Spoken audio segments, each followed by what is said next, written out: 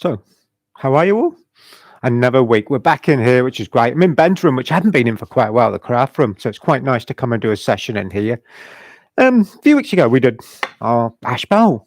All those decorative things we put on there as a carving thing. I'm not a carver, but I love playing with different tools. But I know how frustrating it is that you can buy something, or maybe you've got something and you can't get it to perform. It's worrying. You know, it's hard work. I even know people that have bought, if you like, wood lathes and turning tools, but just that they can't sharpen the tools, they get frustrated in what they're doing, they give up the whole hobby. So the sharpening bit's a real fundamental part on what we've got to get right. So today, really looking at Ultimate Edge. Why that? And it's something new, something we came out with in the last 4 or 5 years, and we're still adding things too. There's ideas we've got that we're going to put into it. A few more accessories will come online as we get time to make stuff. Bench grinder, it's too hard, too rapid. It generates too much heat and will damage the tools if you're not careful trying to sharpen them. It also will not give you a nice fine edge. It's good for rapid stock removal. So then what else do you use with your carving tools?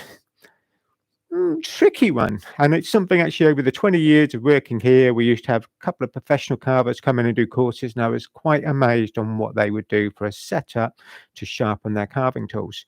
Now the joy with that sort of setup is what we put into this. So this machine, in reality, we've adapted so you can do a number of different tasks. This is an all-round sharpening thing. I can do a hand plane, a chisel, carving tools, whole range of things. And I can change the kit I put on it to allow me to do that. And that's a fundamental part of what we wanted with the Ultimate Edge. Okay, so the grinder is a setup. I've got a little table on here for a different reason in a minute. We're going to show you that in a second.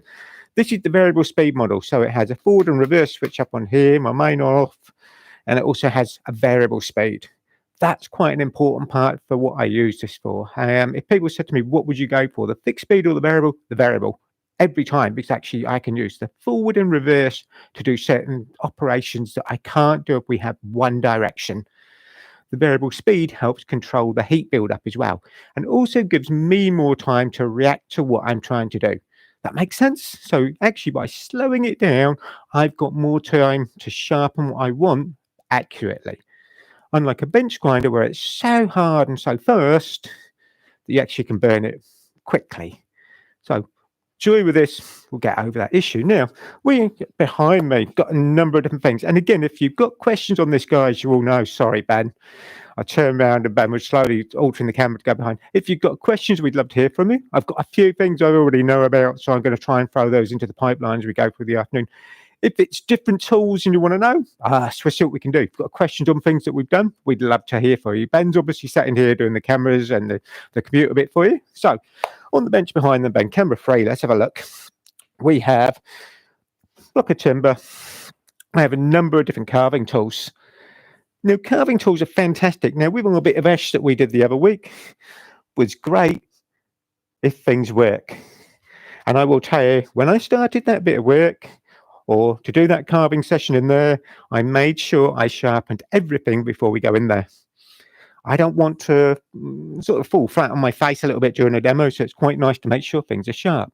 And one of the things we did get in that session with a few questions of, how'd you sharpen that? How'd you do? Okay, so hence the fact I want to do this session. So we've got different things on here. I've got hook gouge or bent gouge, a skew. This is small Vtool.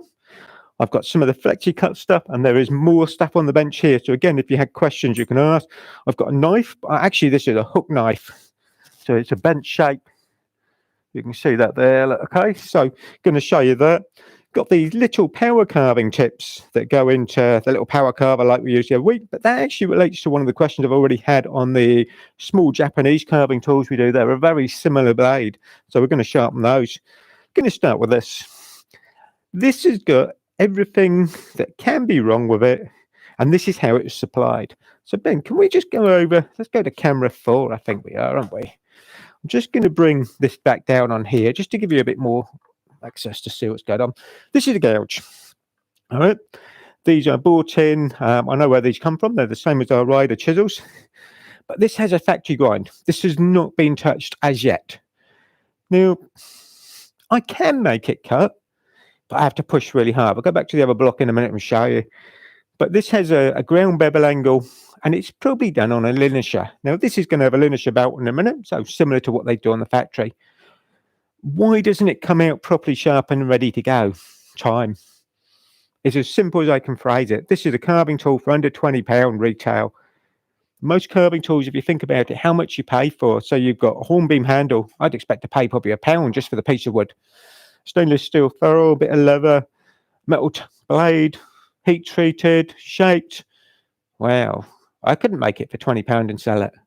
So it's all that thing. The manufacturers are, if you like, trying to get stuff out the door to make a little bit of profit. And it's a sad way of phrasing it, and I hate it. But I can also then turn it around. They don't know what you're going to want to do with it. I've even had manufacturers say, if we ship it and it is razor sharp, you've got the danger aspect of you can cut yourself. And I've got this little cut on my finger. You can see it on here. That was yesterday trying to get a carving gouge out of the FLEXCUT packet. That's all I was doing. And Ben's sitting here laughing because he knows he's done it as well, okay? So this has got about a 45-degree ground edge on it. That's all they've done to get it out of the factory. A little bit disappointing, but they also have the view you should learn how to sharpen. I do have that belief that if you're going to buy tools, you need to know how to maintain them and look after them and keep them sharp. If they are supplied razor sharp when you get them, and you can't maintain them, you're not going to learn anything. You're going to get disheartened with the hobby you've got because things are going to get blunt. Right, okay, let's go to Ben for a minute. Let's have a look. What have you got then, Ben? Okay, so we've got a few questions, Jace. So first one from Frederick. He says he might be a bit early, but can you produce an Ellsworth grind on the bowl gouge? I can try for you. Okay, I've got some bowl gouges in here. We'll have a look. I mean, we're trying to do carving stuff, but actually, I knew, Frederick, that we're going to get some returning questions. So, yeah, I bought the stuff in. So we'll see what we can do for you. And Maria in Wales, she's saying thank you for her email on the WeCheer. Did it fit? Did it work? Thing. Yeah, I think so. And then she's asking, how are you getting on with your battle with the One Morse Taper Brigade? I'm working on it, Maria. I promise I've got a meeting coming up, all right? So we're looking at that. We're trying to sort that out. Ben's got another question. Here we go. Terry's saying that he's bought your the rider sharpening system on the Black Friday deal. Yep. His plain blades have never been so sharp. Fantastic. And I hope you like the aspect you can repeat sharpen that. That's the thing with that honing guide, the diamond stone, repeat sharp makes it simple. It gets over that guesswork, and that's going to actually a bit on this is going to be quite fun. I wouldn't say this is going to be guesswork, but it's going to be hopefully a bit different. It'll be interesting to see what you think. So we've had a quick look at our chisel. Then just go back to 4. So you can see we've got about a 45-degree bevel. Okay. Now, if we go back to 3, there's our block of lime. Now, to give you the scope, for me to do this, if I push it, and I am actually pushing quite hard now with this, I'm using both hands to control it, I'm not getting a nice clean cut. Sorry, my mic's just caught in the smoke. So if you've got a lot of noise there, I'm sorry, okay? So this isn't going to cut nicely. That's hard work to push in. I can make it produce the shaving, but not clean and easily. So we need to do something with this. Okay, first thing then, back to camera 4, Ben. Just want you to understand now what you can do with your carving tools. I'm going to put my glasses on there, so I've got hold of them. This gouge that we've got, in reality, if I took a cross-section through it, and I've cut the piece of wood here, you can see I've got an angle. That's about a 45-degree angle. We coloured it just so you can highlight it a bit more. You can see what's going on. So I've taken a cut-through section through the middle so you can see the angle. There it is. Now, if I try and cut with this, if it's got a nice sharp edge, yes, it will cut. But the minute I want to go in, that's fine. The minute I want to come out, I've got a seesaw action on the back. Almost a bit like a crowbar action. It's going to push it up. Now, the problem with it is it puts a lot of strain right on the cutting tip because you tend to do this. Use it like a crowbar as you push in. Can damage the tip, can break it. Not good. It doesn't give you too much control. Makes it easy to go in, but not slice back out the cut. If we go other way, so that could be linear. This is hollow ground off a wheel. Same sort of thing. You can actually get your cutting tip, bit finer edge. Now, finer cutting tip means it will produce possibly a sharper cutting edge, but it will be weaker because there's less material. You've got a hollow grind, you've got a corner at the back. That's like your crowbar again. So that's Probably even worse because there's less material at the cutting tip supporting it. So the minute you start putting leverage this point to come back out, you run the risk you snap the tip. And we have seen, and Ben will vouch for, I've had chisels come back from customer returns and stuff that are chipped and broken, and they haven't sharpened them, and this is the whole problem. Okay. I was quite shocked when I started in here, and I've got a gouging behind me. This is one of our gouges that the carvers that we used to have in. We used to have a guy called Ian Edwards come in and do our carving courses. That's how he sharpens that gouge. That's like a mirror. So it's also got a curve. So if you have a curve instead of a flat or a hollow grind, you can get your cutting tip in, you can slice back out. You've got that access to do the cut. Now, depending on how big that curve is as a radius, will determine how quick and out you can go, or how deep you go in. If we put a longer curve, coming back more controllable to go in. Downside to this, it's a thinner tip, but if we can get it nice and sharp and it'll cut, you've not got the crowbar action which you're applying. It's not going to break the tip out. If you compare this, and I've got to get these lined up the right way now. I think it's that way over to there. I'm going to bring it round there. This is the two put together, the hollow grind and the curve. Look at the black material in behind the hollow. So you've got more support in behind the cutting tip, more material, so that's adding more strength to that cutting tip. Okay, so in reality, what I want as a sharpened edge is that curve. All right, so hopefully you've got a better understanding of how your carving tool should look. And this goes against everything that I sharpen. A hem plane, I put hollow grind in, or a flat, and then put a secondary bevel. My turning tools, I still have a hollow because I'd still work with a bench grinder. I'm thinking of changing things. It's going to be interesting with this if I start to play around and have a look. So on here, we're going to change that gouge that we've got. I want to get it to cut. So the ultimate edge works on the aspect it is a linisher, not a bench grinder. Now the benefit with that, first of all, I can change the grit size really quickly. Sorry, Ben, I'm running around a bit too fast for them. So here I've got quite coarse belt, 60 grit. I can go right up to, I think on here, 2,500. From 60 to 2,500. That's a hell of a range of grits. And to give you an idea how quick and simple I can change, and this is quicker than you can do on a bench grinder, and you've got more grit sizes than you can have on a bench grinder. I've got to come back round to there. I'm going to pull that pin out on the side, which you can't quite see. I'll move my hand out the way. This little pin here pulls in and out. The handle comes over the top. Then just go back to camera one, I think. There. So I've got a lever that I pull down off the top. This folds in over. And then I've got a pin on here which I need to release that allows my tension to come back up. So it's spring loaded. That gets my belt on. Okay. As we said, we can have different grades really quick and easily. That's quite nice. Now, on here, this is variable speed model. For the cut I'm going to do now, I'm going to run it forward. So I've selected forward. The table I need to move because we have this set up for showing you what we've just been doing. I'm going to use the table though. First thing I do, I'm going to turn the machine on. Now I've got to shut the side door.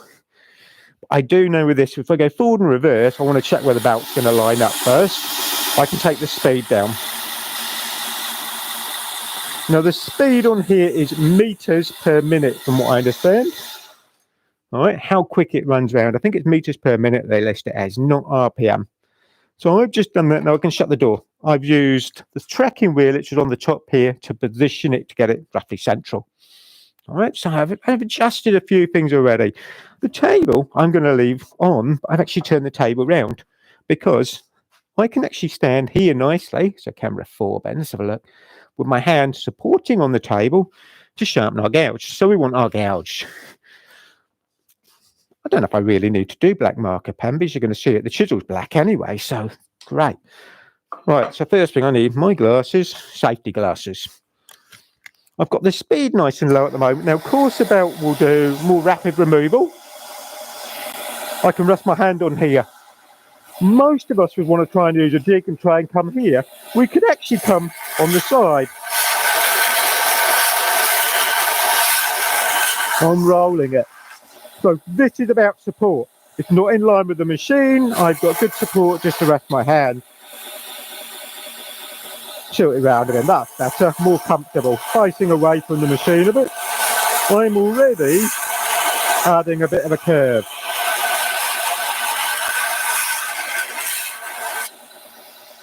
Have a quick stop. Don't know if you can see if this looks different already. Okay. Next weird thing, I can hold it.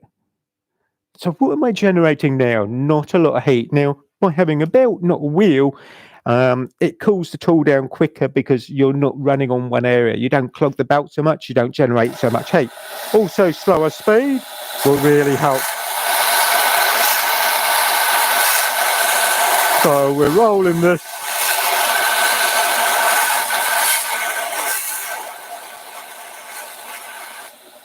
Gently coming up through. I'm coming right back onto the back corner now. So we're getting rid of that crowbar action right on that back edge. Gently rolling, working the shape, working from front to back. We did the first stage. The first stage on this is rapid stop and shape removal, if you like. That's better back there, okay? So giving us a curve now from here. It's not razor sharp, I've generated a heavy burr. But new, and the 60 grit belt, brand new belt I will say, but I haven't used very often because I don't need to very often. I want something finer. Let's have a look. 120. Let's go 240. That'll do. Bring them back up on there. So I've got a range of different belt grits. Put it on now. The belts on here, this will just be interesting for guys that have had maybe a belt sander. Newer joining techniques have a strip that sticks over. Look on camera for band place. All right. Also it has on here an arrow. But that actually doesn't matter. Normally the arrow would indicate which way the belt's meant to move, but due to the join, on this it doesn't matter. So if we can put it in, there is an extractor you could have on this would be good, but it generates more noise. So I kind of said today, let's see if we can go without it. Cut the noise level down so you guys can hear more. Should be about the same, just checking where it's running. So we changed the belt. Next thing on here, I'm not going to push too hard. I'm being quite light. Again, we're doing the same technique. So from front, gently come down, rolling it so my handle's coming back towards the machine, out towards my body. So we're generating that curve. We're blending it into the back of the tool, so there isn't any hard join point.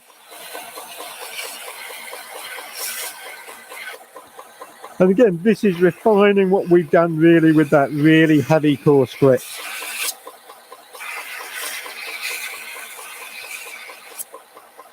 Just seeing, checking what I'm doing, having to feel how things blend in. Fingertips are good for this, just to tell you what's happening. A little bit more.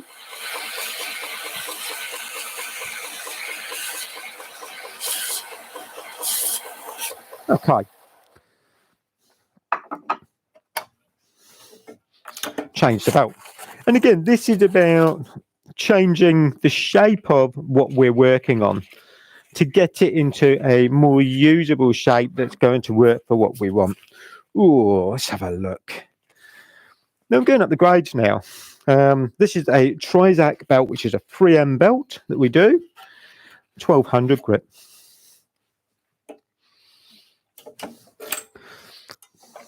Shouldn't need any more belts after this. Going to do something else. So on here, then working off that table on the side.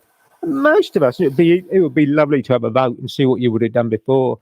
I can't remember the lady's name. I think we had Ben with a question about the fact she bought one, got a few problems with. Now, it depends on how you're trying to present stuff. If you're trying to come in from here, I think it's more difficult to do, more awkward to sharpen.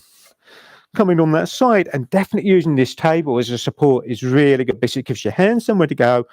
To give you an idea of table, then just go camera one, just for, sorry mate. All right, so on here, that's the edge of the table.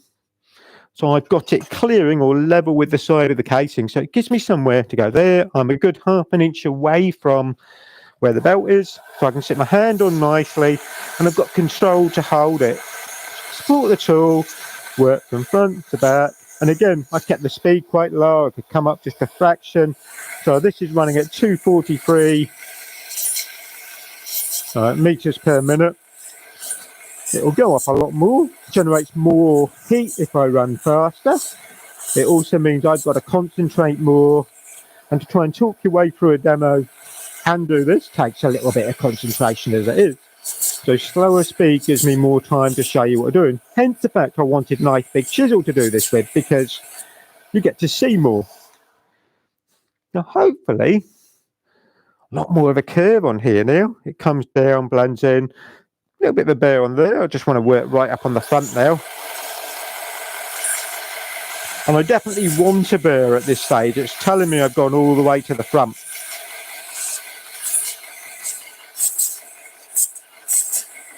The other thing that we did earlier, I can put that on the palm of my hand. It's not, I will say, it's hot. It's not so hot that I've gone, ow. I phrase that nicely. Okay. Come on then, Ben, what have you got? So we had a few questions in. First one from Maria. What angle do you grind most of your carving gouges to? Don't have an angle, and that's a weird thing. Then just go to 4 just for a second. Let's even give Maria a bit of a no. I don't want to move this too much. Okay, that there. All right. Now from here, let's give you an idea. My handle, that's the back of the chisel where I am now, almost in line with the back of the machine. When I come up to the front, coming round, so my handle diagonally back. So there's a lot of this, Maria. So actually, I don't tend to worry about how much angle. I want that curve, and I want it to be quite long. So I'm actually a good, nearly 3/4 of an inch, I think, by the time I've gone from the tip to the back where the curve is. Okay, hoping that answers. And I mean, an angle becomes a tricky thing with a curve, more difficult to explain, but I've gone for quite a long curve up through here. All right, so hoping that gives you that. An angle is easy to define, especially on a hollow grind. Okay, Ben, let's have a look on one again. Let's just, all right. Okay, so hoping that gives you a hand on there. All right, if you still get stuck, let me know. Next one then, Ben. Kevin would like to know, under normal circumstances, would you use a dust extractor with that? You can, but you need to be careful with the type of extraction. With this, we actually do a fireproof hose, and you need a metal drum type extractor. So we do a red extractor that Pneumatic make in Chard locally, which is fireproof for this purpose. That's quite an important part, because you are taking, if you're putting it through an extractor, you're taking a metal particle. And if anyone has tried lighting stainless steel and see how it burns, it's that kind of scenario. By keeping the speed down, I'm generating less heat, which will help. I'm trying to keep the sparks to a minimal as well, so not too much pressure. That can be good. At the end of it, if you use this and you're worried about that, I would open it up, have a good look, maybe take your dusting brush to it and clean it out. Or yes, get an extractor on it. Okay, Ben? And then a question from Frederick. He's asking, what type of belts do you use? Okay, we've used a number of belts on there. So we've started off with a green belt or blue belt. This is the same as the wood turning abrasive. So this is an aluminium oxide belt, 60 grit. Okay. So we did that one. We then did, and this is aluminium oxide from memory, a red one. We did a 240 grit. And then at the moment on here, we're going to take it off in a minute, a Trizac belt, which is 1200 grit. So you can get, and the joy with this is you can get different belts to do different jobs. I was tempted to go and put my Hermes, this is the blue abrasive like we do for the scary sharpening board that I've done. This is really nice. This is 1500 grit. Now, the 1500 grit, and I might put it on in a minute, is really good if you don't want to stop remove. You just want to polish almost. That can be good for that. Come on, Ben. Okay, so there's still a couple here. Where are we? Oh, is there a diamond belt available for the Ultimate Edge? Is there what? Sorry, a diamond belt. There isn't a diamond belt, but I'm going to show you something I really do like. That we've seen, all right, been on the market for quite a few years. Ian used to use when we used to do the sharpening here with the carvers. So I'm going to show you how that fits onto here. Okay. And then Maria from Wales would like to know, would you be able to sharpen or hone one of the standard FLEXCUT carving knives? Will do. All right, we will do. Okay, so would you go back to this gouge? Now, going to take the table off. Start with, okay.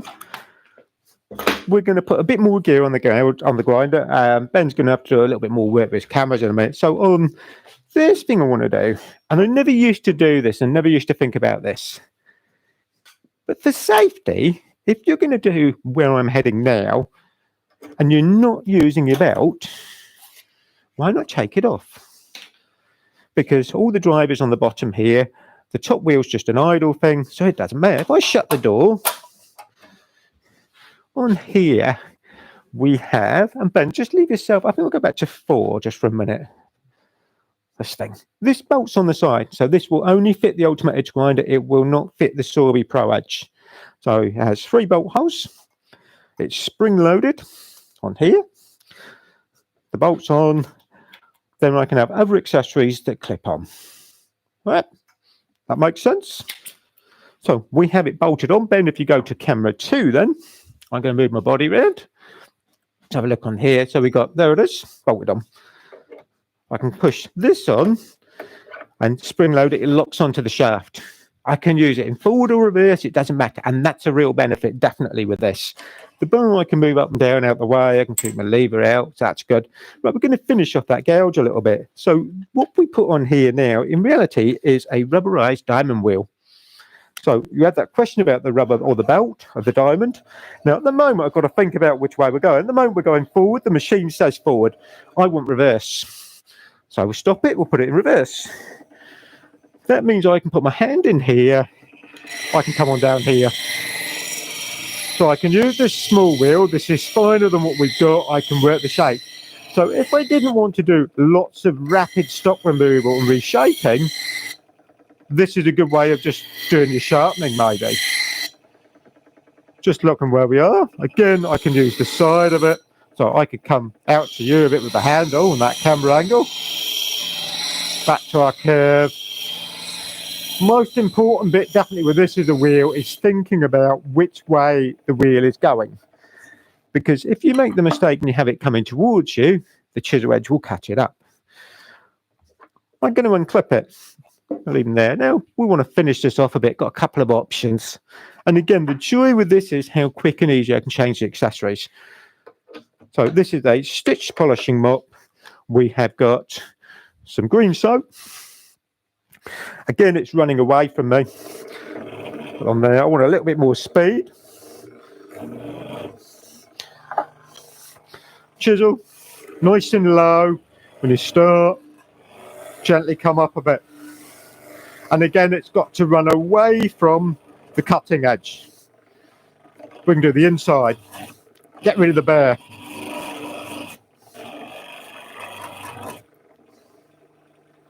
Seeing what's going on, having a feel.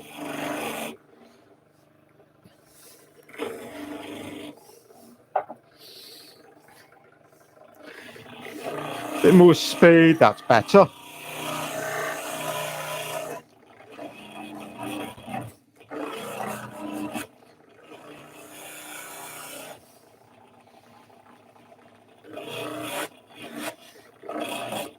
That's taken a little bit of work. Okay. Then I think for a minute we'll go back to 4. Sorry, I'm making you bounce around now. Hoping you can see what that looks like there. It's got a curve coming up. There's no flat, there's no corner where it joins the main shank or the main body of it. It blends into a curve.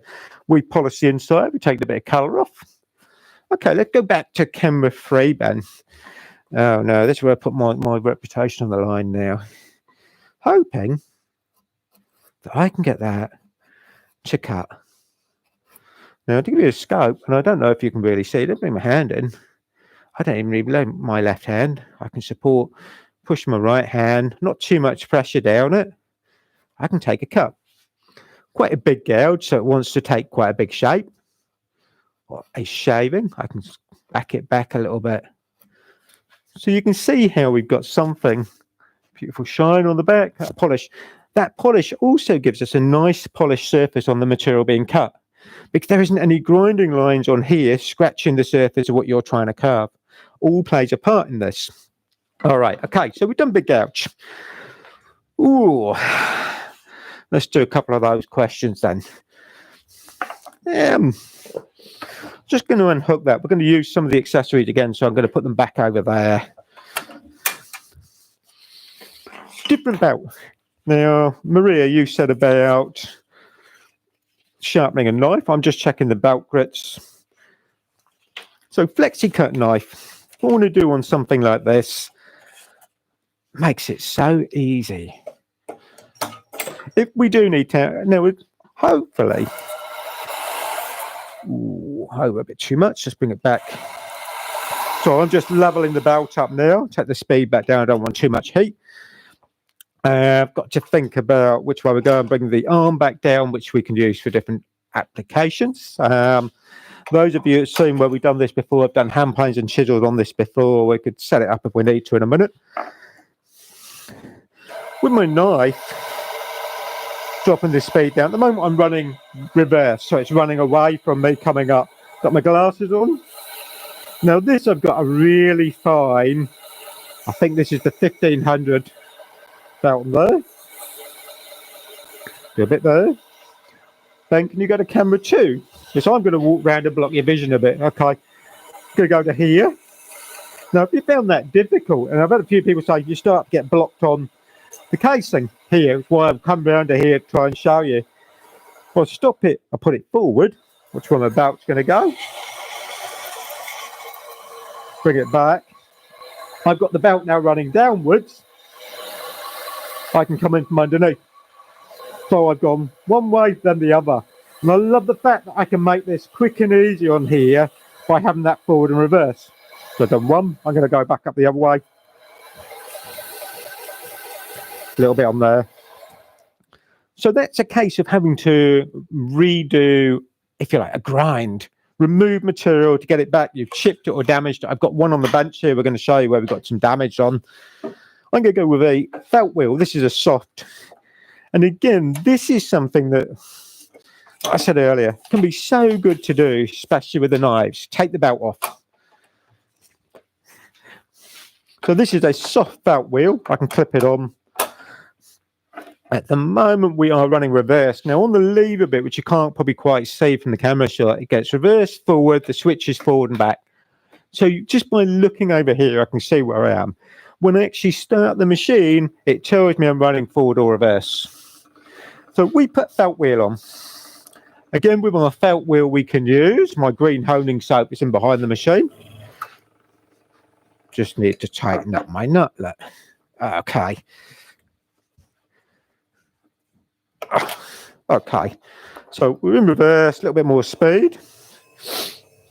To there. Now I can come onto it. Now I'm deliberately twisting the handle so the back of the blade makes contact. Then I go to the knife section. One side, I can get into here, just about reach it. There's the casing on here. I can get to that. Now the whole idea, and Maria, you asked a question, if you go with something like this, I'm in here. Look where the belt is. So if you've got a coarse belt whizzing round, yes, you run the aspect, you catch your fingernails off, but so quick and easy to take off, makes it so much more user-friendly. So I can come from there. I could even on this actually, obviously run it in reverse or run it forward, but I can turn this over. Now, soft felt wheel, again, we've got to have the wheel running away from the cutting edge.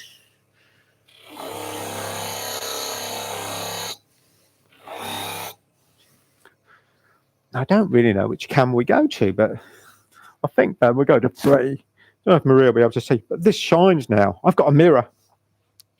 So we should easily be able to do something and cut it out. Quick and easy to do. All right.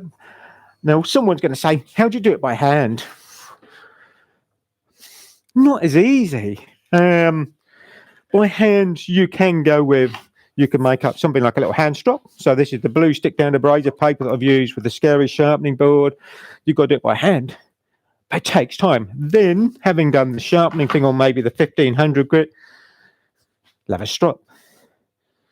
Good to polish it up. FLEXCUT do their little sharpening board. You have leather strop, shape components. This is a piece of timber that you polish and put your polishing compound on.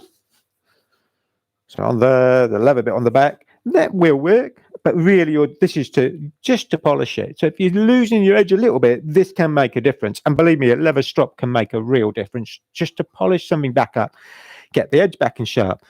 The minute you need to resharpen it though, it's a different aspect. It's a different ball game. You've got to be able to get that edge back up. Sadly, most of us are impatient. I am.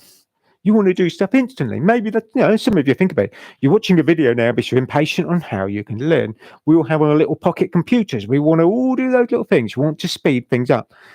I can get that to a razor blade and scarily sharp. Need to go careful, get told off.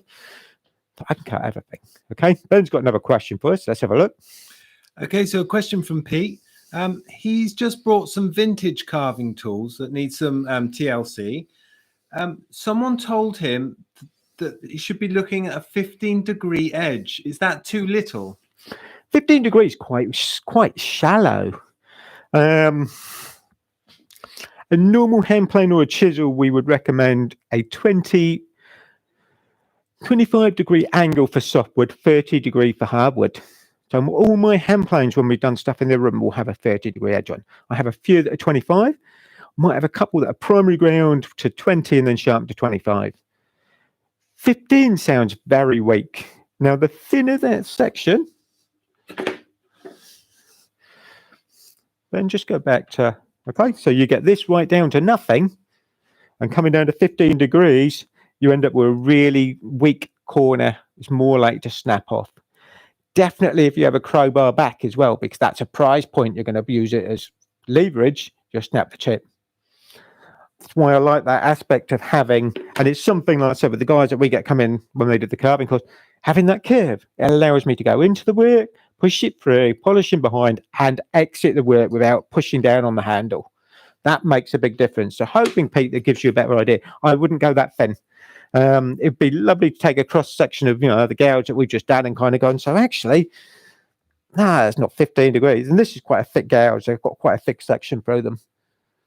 All right. And it's difficult. It's, it goes back to Maria's question almost on how do you sharpen or what angle is it? Don't go for a hollow. Definitely not. Now, Maria, you said about FLEXCUT knives. This is hook one.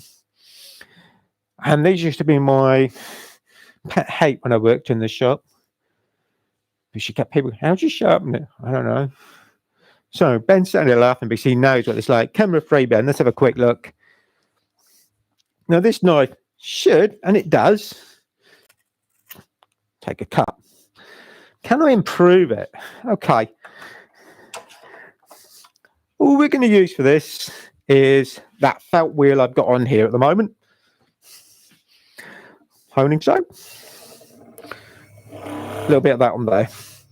All right, Ben, camera, that's good. Okay, we are running in reverse.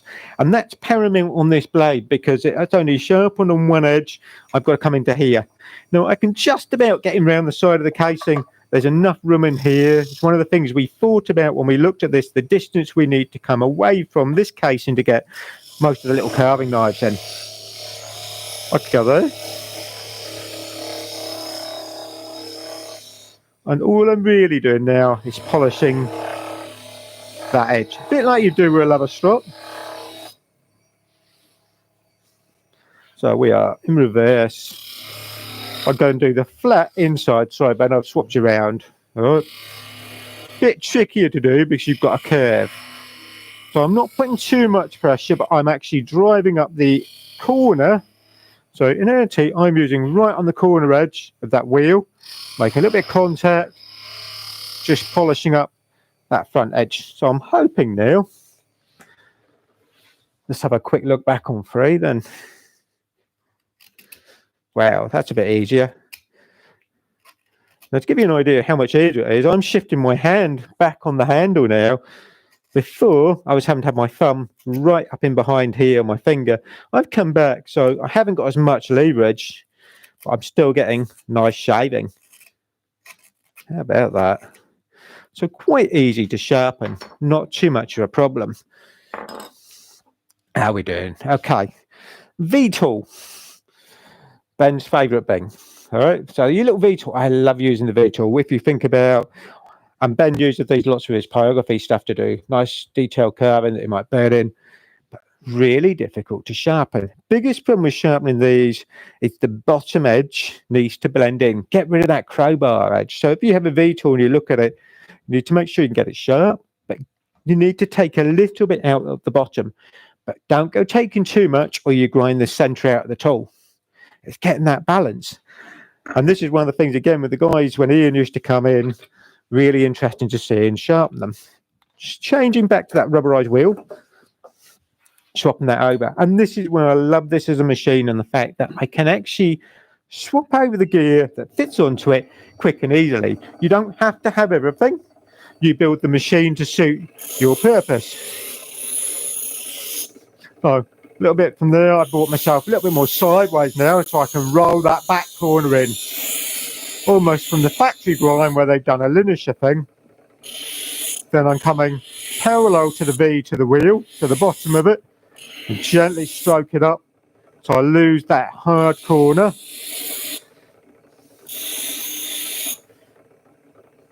A little bit on the side, so I'm trying to keep them parallel, but actually dragging as I come down with my handle. I'm pulling back up towards my body, create that little bit of curve I want. So we haven't got a hollow grind. And this is nice small Vtool, needs a little bit of care to get it right. Light touches, and goggles are important for this. Just looking with my eyes, see what's going on. More out the middle, but right in where it joins the main shaft of the tool coming back. So a little bit of grinding, and that rubber wheel's nice to work on, easy to do. Going to change now, stitch mop. Be better for the Vtool. Again, we've got our soap, a little bit more speed, handle nice and low when we start. We're running a reverse, so we're running away from it. You can see why I prefer the reverse running. To do this, if it's running towards you, you've got to be down here.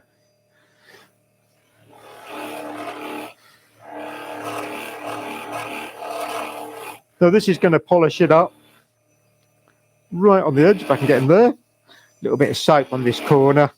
I can get inside it.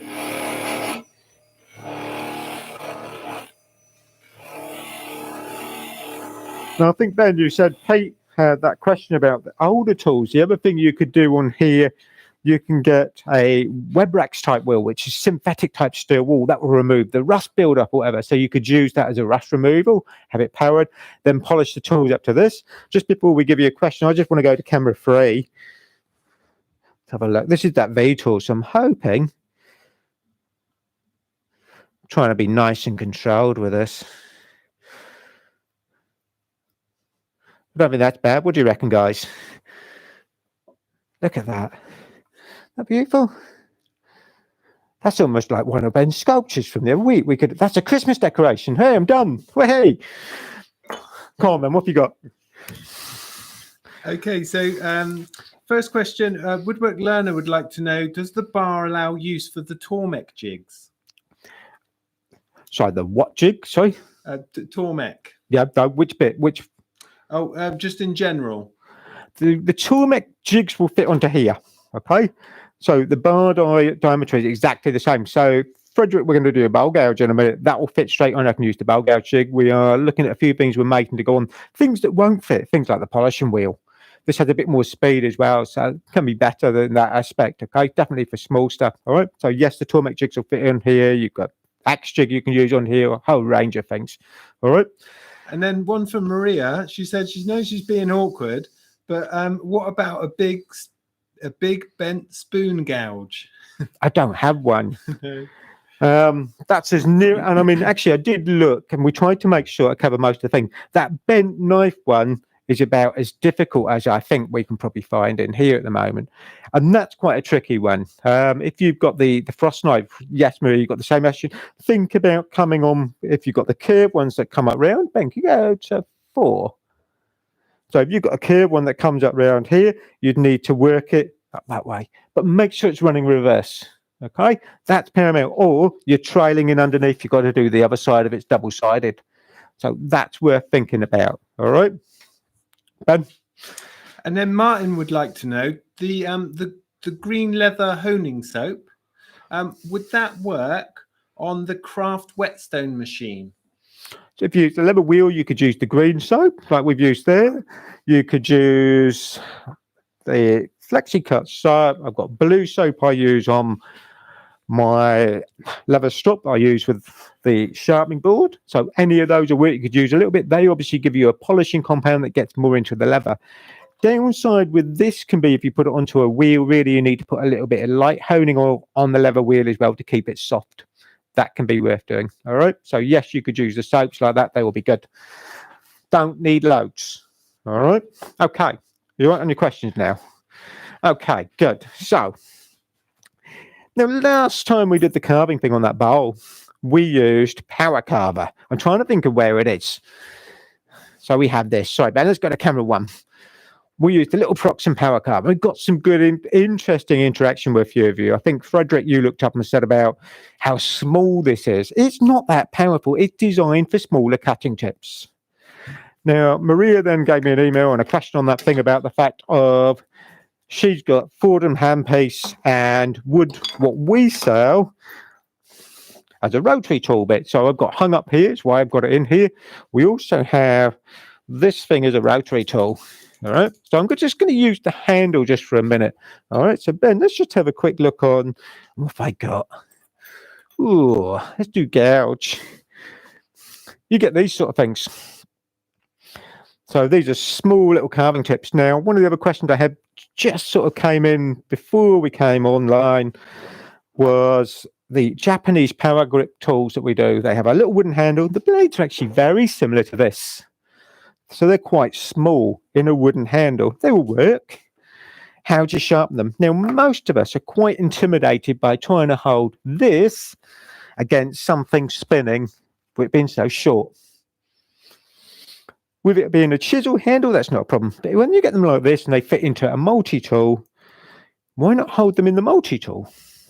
So I've got the handle that comes on the thing, or I could even possibly use the Proxim thing without it being plugged in. I can work this. So, let's do belt first then. Swap it off.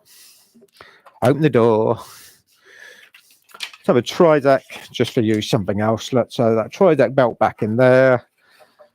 Up over. Get my tension. Release the lever. Switch it on because I want to get it positioned. That's okay. It's not going to rub on the side. Put it on. Put my glasses back on. So on here, I can come in. Now, I would be better off. And I think we're going to do it because it gives me more support. And it's trying to give you the aspect of something like this. And most of us don't go, oh, I wouldn't have the table. I'll just try and do it freehand. And then it's intimidating getting your hand anywhere near this. Put the table in. Get it set up. Press go. Didn't take us long, did it? Hand on there. How about that? So we can roll this. This has a curved shape already. I can work from the back. This doesn't need much sharpening. It's pretty sharp. I'm just blending into the back edge. By going nice fine grit, I'm not removing a lot of material. I don't need to with this. It's already got a sharpened edge. Unlike that gouge that we started with, where we removed lots of bulk to give us the shape we wanted, that doesn't need that bit. I'm going to move table up, shut the door. This is more of a gouge shape, so I'm going to go with the loose mop or the stitch mop, not the felt wheel. Again, we're running reverse still. So I'm using that reverse function a lot more because it's easier to get in from the front of the machine than having to bring everything downwards. It's more dangerous. Start low, bring your handle up just a little bit. Now you can see why I said about holding this actually in the handle. Makes it so much easier to do get in there. Just polishing that up.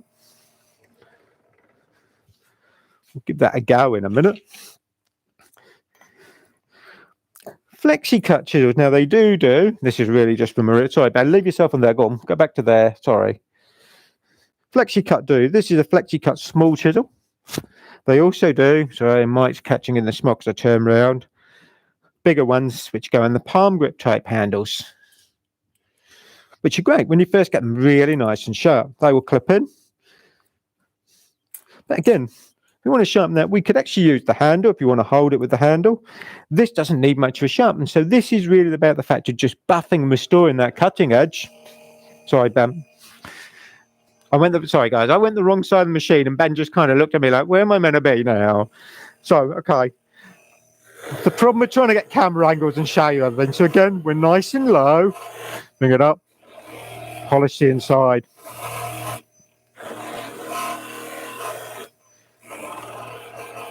A bit of pressure. The palm handle gives me something I can grip. It secures the chisel. I'm really low now because you've got the polish on the inside. These are quite thin as a section tool steel.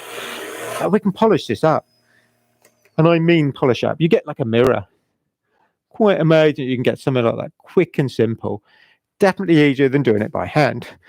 Camera free then, Ben. Let's just have a quick go. How about that? Not putting a lot of effort in. It'd be nice to try and get back to fingertips. So I'm holding right at the end of the handle. Not having to force it. Just gently pushing, trying to control our cut. So you can see what we can get as a shaving. And I hope you get an idea of my fingertips here on how much or how little pressure I need. I'm using my fingertips, not got my hand all the way around it and pushing lots of force. Don't need it if I can get it nice and sharp. All right, now I'm going to go back to that bit just a minute. This is something maybe that could have covered the other week. Then leave yourself on there, I think. Power carver we did the other week, Proxim one. There is this as an adapter. And it takes these. But to me, this, as a chisel range, is too big for this little machine. All right, you're going to strain it. And I've read the reviews on a few of them kind of go, I can understand why people pop the motor or blow the capacitor out inside it because you're trying to do too much. Main thing, make sure it's sharp. Maria had the question about this thing the other week, which is interchangeable motor unit, same as the Forden. I'm just going to clip that on there. So I've just started it up. All right, this has the carving head. I can put that in there. Tighten that with a spanner. Ben, just go to camera 1 for me. That's the motor. It's bigger than the little Proxim thing. So if you wanted to get into something power carving, how about that?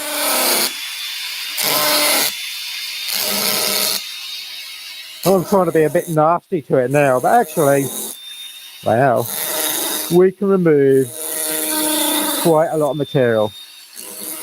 I'm not being nice now, look. All right, but it gives you an idea of how easy that is. With the FLEXCUT ones, you do need the adapter piece to take the bigger chisels, and that's the best place I think you can use that. Really like that. Just turn that back off. Okay. Move a few belts. Yeah.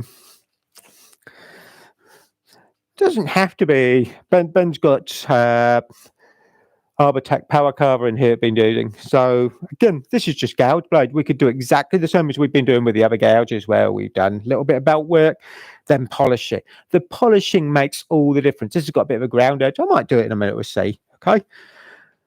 What I want to do now, I'm going to change a little bit. So I don't know how you guys are doing with your carving. If you've got questions on your carving tools or you think there's things that I've missed, let me know. I'd love to answer them. All right, don't worry, we're not going anywhere yet. I'm just trying to do, running out of time, look.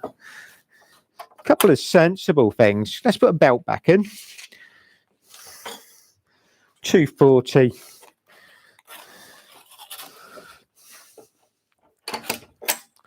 All right. Just going to get the position because I know it's going to come over. So I've just done my tracking to move it over. I'm going to shut the door. let's move a few things out of the way.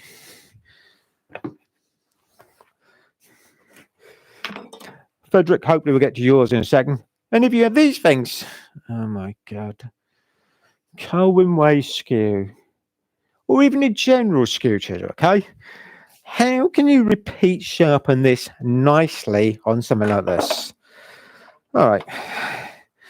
First thing, find the angle. This and make it repeatable. I'm going to cheat though, because I know I've done the small one yesterday. It's smaller size, it'll take us less time. If you put that in there, that's your angle. So before you get to the machine, you're trying to guess where you need to be, adjust this. So this actually I've set, and I know it is 15 degrees. This tilts round. Okay, bring it up. There you go. So I can go back to 15 degrees. I know the skew I've got here is 15 degrees, but you can, if you've got a different, you want to check it, you can do that. That was easy. That fits into there. I can move the whole lot forward. I need to come over a little bit towards the body of the machine. Going to come up a little bit. And then we can go in a little bit more, because I clear the knob on the side. To there. I hope. Oh. Just checking our angle here. Now to do that, I can sight in from the side of the machine. I'm just going to wiggle things forward because I'm hitting my plywood stand. And there. Get to there. So I can sight through. That's pretty good. Now I'm still hitting the table. Down on here. Or you might even find you hit the machine. And it can be a bit frustrating. So, didn't dawn on me, but actually inside here, and it is one of the features of the machine, there is one there, one on there. 2 bolts, so I can tilt the top back just a little bit. So I can angle it. Take this in. I haven't changed the angle we have on there. I can get a little bit nearer. I'm trying to make sure I don't wear anything away on the table with the belt. I could possibly come down a little bit now I've shut the door properly. But by tilting it, I gain loads of room off the table. So by tilting the machine back as a head, really benefits some of your turning tools, especially with the longer handle. It's something I'd never thought about. So it can be really good for that. On here, I'm running reverse. Got to put my fingertip in. Now, if I go reverse, it want to pull it up. I've got to control it. Can be better. Come downwards. Playing with my belt, trying to get it over a bit. Good. So with this, I would cut coming down on the chisel. Push that over. Nice and easy to do. Okay, so we do one side, we can turn it over. Now, I do know with this one that I'd looked at and we got it set to 15 degrees off of here. That's a real benefit because this is marked 15 degrees. The other benefit of 15 degrees for a size or a measurement for you guys, the chuck jaws, the dovetail, most of the recesses are 15 degrees. So if you use this to cut your recess in the bottom of your bowl and you get this parallel to the bottom and the side, you know you're getting a dovetail recess of 15 degrees. So it matches the jaw size. So that little 15 on here is magic number. Really important part. Ben's smiling here because he's learned something new this afternoon. I love this, okay? So we can do our skew quite easily, right? Frederick, I'm on my way, I promise. And this will have to be probably the last thing, right? Now in here, there is something that we're working on at the moment. You can use, and we've already had that question, can you use Tormek accessories? So bowl gouge set up. In here, we have a 55-degree bevel. If you looked at the Tormek settings, you need to play a little bit round to see what you get. What doesn't work is the setting, but this works. So this is 65mm out of the jig. All right, so that way, like we've done before, we've seen this quite a few times. This doesn't work doing this as well. So in reality, you can't go putting that on there and trying to get your 2 metal discs to spin. That doesn't fit. It's a little bit frustrating. On the Becker here, there is a scale measurement that I do have. I know when I sharpened the gouges the other day, it's on 20 degrees. as a line. By looking from the side across it, I can go, does that look right? Bring it round before you turn anything on. And again, with having the, then just go camera one, because this is definitely something that I hadn't thought about. We've said about tilting the top unit back by undoing those 2 bolts. Really benefits for your bowl gouges, so your handle doesn't clash on the casing down on here by coming over. So by bringing the machine back a little bit can be good for that. All right, useful little thing that I hadn't thought about. Now at the moment we're running towards it, this 240 grit. We can work around it. So Frederick, you wanted a more longer fingernail shaped like an older one. If you looked at what they give you for the Tormek settings, you could use the jig setting. You'd need to just play around with your position of where your bar is on the scale on the machine.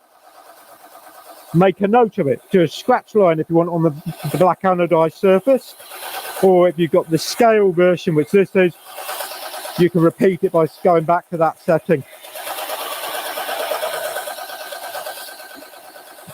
Trying to keep my body out of the way now.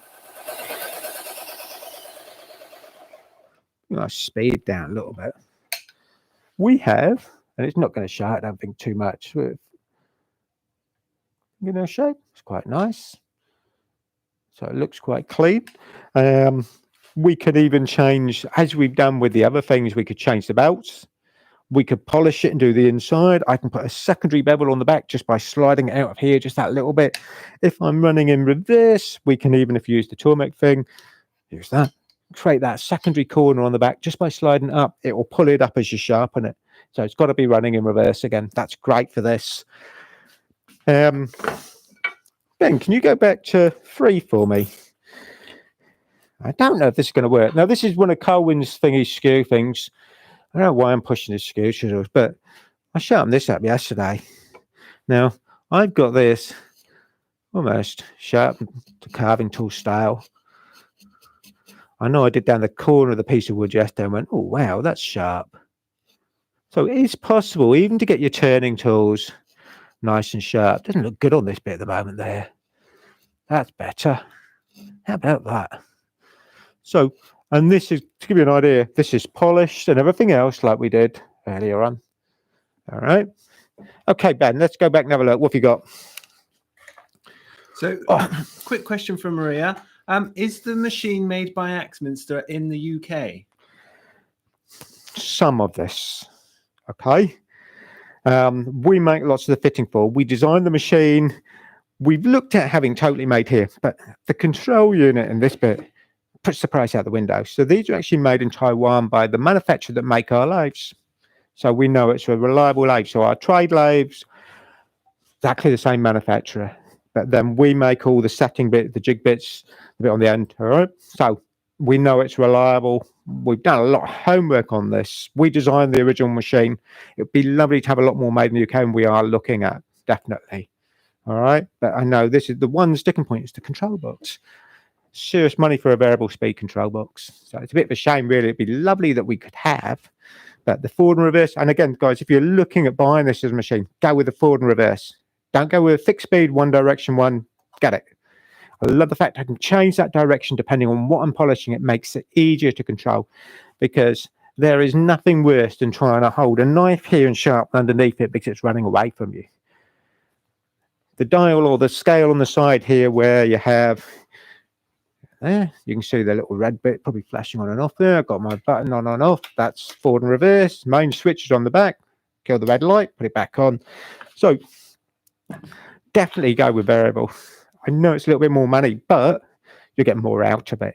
There are other things, like I said, that we're coming up with. There's new bowl gouge jig we're hoping we're going to have on this that we've spent a lot of time trying to get right. A few other things to make the carving fit in easier down here, but actually it's quite nice. You can sit on the deck and use that rubberized wheel. So hoping you've kind of got the gist of this. As a machine, I know when it first came in, I was one of the ones who went, oh, really? I never sharpened. No, come on. Now, hand planes, chisels. Whenever I want to do a primary bevel or get something back to a nice clean, put it on here. My hand planes and chisels, I hand tool sharpen like you've seen with the scary sharpening board or whatever, because I want to take a little bit off.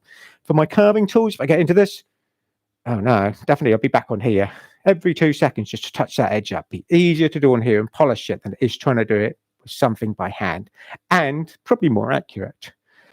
All right, and less frustrating. We've all got that bit where you can't push a chisel through a bit of wood or it's not cutting nicely. It becomes hard work, it becomes frustrating. You lose interest maybe in what you're trying to do. It becomes dangerous, too much force, all those things. So if you get it to cut right, wow.